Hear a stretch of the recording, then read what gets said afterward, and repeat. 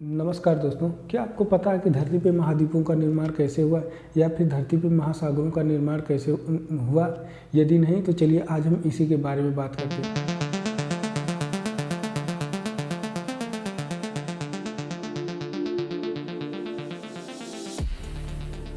देखिए, महाद्वीपों के निर्माण के बारे में सबसे पहले सन 1912 में एक जर्मन वैज्ञानिक थे जिनका नाम था अल्फ्रेड वेगनर। उन्होंने एक थियरी का आविष्कार किया जिसको कहा गया theory of continental drift theory. इस थियरी के अनुसार लगभग 20 करोड़ वर्ष पूर्व जो है सारे कॉन्टिनेंट जो थे वो मिलकर एक सुपर कॉन्टिनेंट बनाते थे जिसको उन्होंने नाम दिया पैंजिया, और सभी महासागर मिलकर एक सुपर ओशियन बनाते थे जिसको उन्होंने पैंथालासा नाम दिया।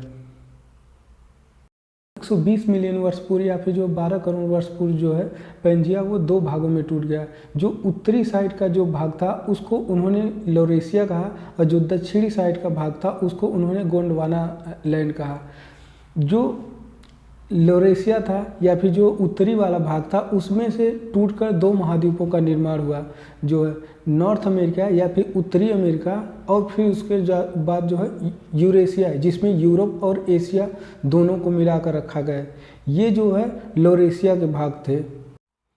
दक्षिणी साइड का जो भाग था उसको उन्होंने गोंडवाना लैंड कहा। गोंडवाना लैंड के टूटने से 4 महाद्वीपों का निर्माण हुआ जिसमें साउथ अमेरिका या फिर जो है दक्षिणी अमेरिका, फिर अफ्रीका, फिर उसके बाद जो है अंटार्कटिका और ऑस्ट्रेलिया का निर्माण हुआ। इस तरह से गोंडवाना लैंड में 4 महाद्वीपों का निर्माण हुआ और लौरेशिया में 2 महाद्वीपों का निर्माण हुआ जिसमें नॉर्थ अमेरिका और यूरोप और एशिया को मिलाकर यूरेशिया बना। इस तरह से धरती पे 6 महाद्वीपों का निर्माण हुआ जिसमें से यूरेशिया को तोड़कर 2 और महाद्वीप बने जिसको यूरोप और एशिया कहा गया। इस तरह से धरती पे 7 महाद्वीपों का निर्माण हुआ और 3 महासागरों का निर्माण हुआ। जो नॉर्थ अमेरिका या फिर जो उत्तरी अमेरिका और यूरोप के बीच में जो महासागर बना उसको उन्होंने अटलांटिक महासागर का नाम दिया। जो एशिया और नॉर्थ अमेरिका के बीच में जो महासागर बना उसको उन्होंने प्रशांत महासागर कहा।